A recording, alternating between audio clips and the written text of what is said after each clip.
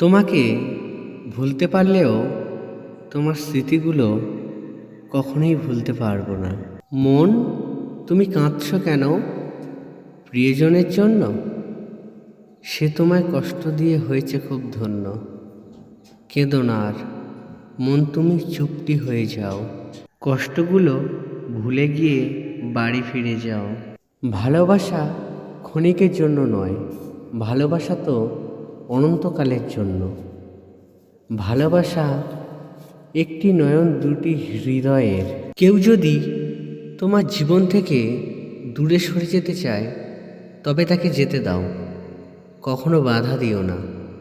মনে রাখবে, নদীর স্রোতও কিন্তু বৃষ্টি হয়ে ফিরে আসে।